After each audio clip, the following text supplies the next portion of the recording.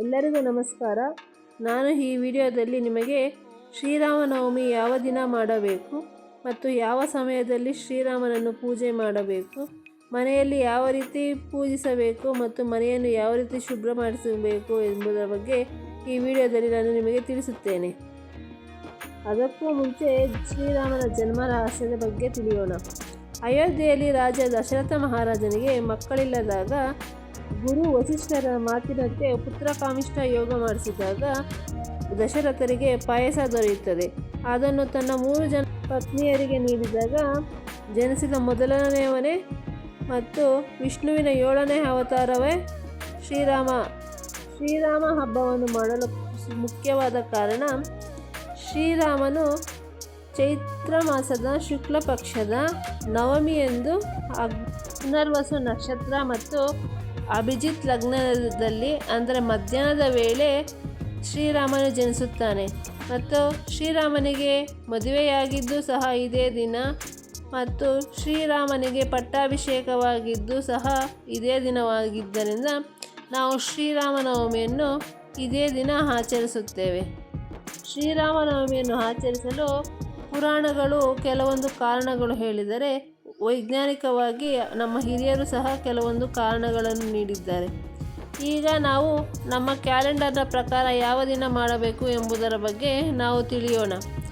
ಈ ತಿಂಗಳು 27 ನವಮಿ ಮತ್ತು ಪುನರ್ವಸು ನಕ್ಷತ್ರ ಬಿದ್ದಿರುವುದರಿಂದ ನಾವು ಇದೇ ತಿಂಗಳು 27ನೇ ತಾರೀಕು ಶ್ರೀರಾಮನವಮಿಯನ್ನು ಆಚರಿಸುವುದು ಉತ್ತಮ ಮತ್ತು ಶ್ರೀರಾಮನವಮಿಯನ್ನು ಮಧ್ಯಾಹ್ನ 11:40ರಿಂದ 12:30ರವರೆಗೆ ಮಾಡಬಹುದು ಮತ್ತು ಮಧ್ಯಾಹ್ನ ಸಮಯದಲ್ಲಿ ಮಾಡಲು ಸಾಧ್ಯವಾಗದಿಲ್ಲದವರು ಬೆಳಗ್ಗೆಯ ವೇಳೆ 7:54ರಿಂದ 8:40ರವರೆಗೆ ಮತ್ತು 9:28ರಿಂದ 10:30ರೊಳಗೆ ನಾವು ಮನೆಯಲ್ಲಿ ಪೂಜೆಯನ್ನು ವಿಶೇಷವಾಗಿ ರಾಮನಿಗೆ ಸಲ್ಲಿಸತಕ್ಕದ್ದು.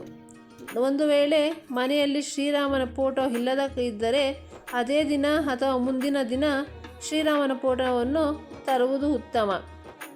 ಮನೆಯಲ್ಲಿ ಶ್ರೀರಾಮನವಮಿಯನ್ನು ಯಾವ ರೀತಿ ಆಚರಿಸಬೇಕು ಎಂಬುದರ ಬಗ್ಗೆ ಮತ್ತೊಮ್ಮೆ ತಿಳಿಯೋಣ. ಯುಗಾದಿ ಹಬ್ಬಕ್ಕೆ ಸಂಪೂರ್ಣವಾಗಿ ದೇವರ ಕೋಣೆಯನ್ನು ಶುದ್ಧಗೊಳಿಸುವುದರಿಂದ ಈ ಬಾರಿ ದೇವರ ಕೋಣೆಯನ್ನು ಮತ್ತೊಮ್ಮೆ ಯುಗಾದಿ ಹಬ್ಬಕ್ಕೆ ಸಂಪೂರ್ಣವಾಗಿ ದೇವರ ಕೋಣೆಯನ್ನು ಸ್ವಚ್ಛಗೊಳಿಸುವುದರಿಂದ ಈ ಬಾರಿ ದೇವರ ಫೋಟೋಗಳನ್ನು ಮತ್ತೊಮ್ಮೆ ಒರೆಸಿ ಅವುಗಳಿಗೆ ಪೂಜೆ ಮಾಡುವುದು ಮತ್ತು ಶ್ರೀರಾಮನಿಗೆ ಅಭಿಷೇಕ ಮಾಡುವುದು ಮತ್ತು ಶ್ರೀರಾಮನಿಗೆ ಪೂಜೆ ಮಾಡಿ ಅವರಿಗೆ ತುಳಸಿ ದಳ ಮತ್ತು ಸುಗಂಧಭರಿತವಾದ ಮಲ್ಲಿಗೆ ಹೂ ಅಥವಾ ಸುಗಂಧರಾಜಗಳನ್ನು ಅರ್ಪಿಸುವುದು ಉತ್ತಮ.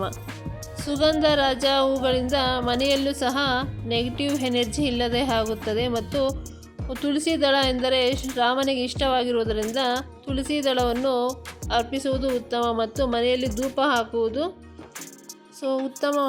ಸುಗಂಧಭರಿತ ಅಗರಬತ್ತಿ ಹಚ್ಚುವುದು ಮನೆಯಲ್ಲಿ ಪಾಸಿಟಿವ್ ಎನರ್ಜಿಯನ್ನು ಕ್ರಿಯೇಟ್ ಮಾಡುತ್ತದೆ ಮತ್ತು ಈ ದಿನ ನಾವು ಉಪವಾಸವಿದ್ದರೆ ಉಪವಾಸವಿರುವುದು ಮತ್ತು ಉಪವಾಸ ಮುಗಿದ ನಂತರ ಹಾಲು ಮತ್ತು ಹಣ್ಣುಗಳನ್ನು ಸೇವನೆ ಮಾಡುವುದು ಉತ್ತಮ. ಈ ದಿನ ಮನೆಯಲ್ಲಿ ರಾಮಚರಿತ ಮಾನಸ ಮತ್ತು ಸುಂದರಕಾಂಡ ಎನ್ನುವಂತಹ ಪುಸ್ತಕಗಳನ್ನು ಓದುವ ಮೂಲಕ ಮನಸ್ಸಿನಲ್ಲಿ ರಾಮನನ್ನು ಜಪ ಮಾಡುವುದು ತುಂಬ ಉತ್ತಮ. ಈಗ ಮನೆಯಲ್ಲಿ ಪಾನಕ, ಕೋಸಂಬರಿ ಮತ್ತು ಮಜ್ಜಿಗೆಯನ್ನು ಮಾಡುವುದು ಒಳ್ಳೆಯದು ಮತ್ತು ಇದನ್ನು ಪ್ರಸಾದವಾಗಿ ಹಂಚುವುದು ಒಳ್ಳೆಯದು, ಏಕೆಂದರೆ ಇದಕ್ಕೆ ವೈಜ್ಞಾನಿಕ ಕಾರಣವೂ ಇದೆ ಮತ್ತು ಇದು ನಮ್ಮ ಹಿರಿಯರು ಮಾಡಿಕೊಂಡು ಬಂದ ನಮ್ಮ ಸಂಪ್ರದಾಯ. ಏಕೆಂದರೆ ಈಗ ಶ್ರೀರಾಮ ಜನಿಸಿದ್ದು ಚೈತ್ರ ಮಾಸದಲ್ಲಿ, ಆದ್ದರಿಂದ ಈಗ ತುಂಬ ಬಿಸಿಲು ಇರುವುದರಿಂದ ಆರೋಗ್ಯಕ್ಕೂ ಒಳ್ಳೆಯದು. ಆದ್ದರಿಂದ ನಮ್ಮ ಹಿರಿಯರು ಇದನ್ನು ಬೇಸಿಗೆ ಕಾಲದಲ್ಲಿ ಪ್ರಸಾದವಾಗಿ ಹಂಚುತ್ತಿದ್ದರು. ಮನೆಯಲ್ಲಿ ಸಿಹಿ ಪದಾರ್ಥಗಳನ್ನು ಮಾಡಿ ಸೇವಿಸುವುದು ಒಳ್ಳೆಯದು. ನಂತರ ನಾವು ಮನೆಯಲ್ಲಿ ಹಬ್ಬ ಮಾಡಲು ಸಾಧ್ಯವಾಗದಿದ್ದಾಗ ನಾವು ಯಾವ ರೀತಿ ಹಬ್ಬವನ್ನು ಆಚರಿಸಬೇಕು ಎಂಬುದರ ಬಗ್ಗೆ ತಿಳಿಯೋಣ. ಮನೆಯಲ್ಲಿ ಹಬ್ಬ ಆಚರಿಸಲಿಲ್ಲ ಎಂದರೆ ಭಯಬೇಡ. ಅವರು ಶುಭ್ರವಾಗಿ ಸ್ನಾನ ಮಾಡಿ ದೇಗುಲಕ್ಕೆ ಭೇಟಿ ನೀಡುವ ಮೂಲಕ ಶ್ರೀರಾಮನ ಅಭಿಷೇಕ, ಶ್ರೀರಾಮನ ವಿವಾಹ ಮತ್ತು ಶ್ರೀರಾಮನ ಅಲಂಕಾರವನ್ನು ಕಣ್ಣಾರೆ ಕಣ್ತುಂಬಿಸಿಕೊಳ್ಳುವುದು ಉತ್ತಮ. ದೇವಾಲಯದಲ್ಲಿ ಸಿಗುವಂತಹ ಪ್ರಸಾದಗಳನ್ನು ಸ್ವೀಕರಿಸುವ ಮೂಲಕ ಅವರಿಗೆ ಕೃತಜ್ಞತೆ ಸಲ್ಲಿಸುವುದು ನಮ್ಮ ಕರ್ತವ್ಯ. ನಂತರ ಶ್ರೀರಾಮನ ಹಬ್ಬದಂದು ದೇವಾಲಯಗಳಲ್ಲಿ ವಿಶೇಷವಾಗಿ ಭಜನೆ, ಪ್ರಾರ್ಥನೆ ಮತ್ತು ದೇವಾಲಯಗಳಲ್ಲಿ ರಾಮನ ಪುಸ್ತಕಗಳನ್ನು ಓದುತ್ತಾರೆ. ಅದನ್ನು ಕೇಳುವುದು ಮತ್ತು ಅದನ್ನು ಕೇಳಿ ಶ್ರೀರಾಮನ ಆದರ್ಶ ಗುಣಗಳನ್ನು ತಿಳಿದುಕೊಳ್ಳುವುದು ಉತ್ತಮ.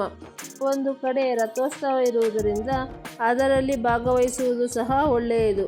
ಒಟ್ಟಾರೆಯಾಗಿ ನಾವು ಶ್ರೀರಾಮನ ಅಂತಹ ಗುಣಗಳನ್ನು ಬರುವಂತೆ ಪ್ರಾರ್ಥಿಸುವುದು ಉತ್ತಮ. ಮತ್ತು ಇದು ಕೇವಲ ಹಬ್ಬವಲ್ಲ, ಇದು ನಮ್ಮ ಹಿರಿಯರು ಪಾಲಿಸಿಕೊಂಡು ಬಂದ ಸಂಪ್ರದಾಯ. ಇದನ್ನು ನಮ್ಮ ಮುಂದಿನ ಪೀಳಿಗೆಯವರು ಸಹ ಮುಂದುವರಿಸುವಂತೆ ಮಾಡಬೇಕು. ಶ್ರೀರಾಮನು ಧೈರ್ಯವಂತ, ಧರ್ಮವನ್ನು ಬಿಡದೆ ಧರ್ಮಕ್ಕಾಗಿ ಓಡಾಡಿದ ಮಹಾನುಭಾವ ಮತ್ತು ಏಕಿ ಪತ್ನಿವ್ರತ ಮತ್ತು ರಾಜನಾದರೂ ತಂದೆಯ ಮಾತಿಗಾಗಿ 14 ವರ್ಷ ವನವಾಸ ಮಾಡಿದ ಧರ್ಮವನ್ನು ಕಾಪಾಡಲು ರಾವಣನಂಥ ರಾಕ್ಷಸನನ್ನು ಸಂಹರಿಸಿದ ವಿಷ್ಣುವಿನ 7ನೇ ಅವತಾರವೇ ಶ್ರೀರಾಮ. ಫ್ರೆಂಡ್ಸ್, ನಿಮಗೆ ಈ ವಿಡಿಯೋ ಇಷ್ಟ ಆದರೆ ದಯವಿಟ್ಟು ಲೈಕ್ ಮಾಡಿ, ಶೇರ್ ಮಾಡಿ, ಸಬ್ಸ್ಕ್ರೈಬ್ ಮಾಡ್ಕೊಳ್ಳಿ. ಅದೇ ರೀತಿ ಕಮೆಂಟ್ ಬಾಕ್ಸಲ್ಲಿ ಜೈ ಶ್ರೀರಾಮ್ ಎಂದು ಕಮೆಂಟ್ ಮಾಡಿ. ಇಲ್ಲಿವರೆಗೂ ನೋಡಿದ ಪ್ರತಿಯೊಬ್ಬರಿಗೂ ಧನ್ಯವಾದಗಳು.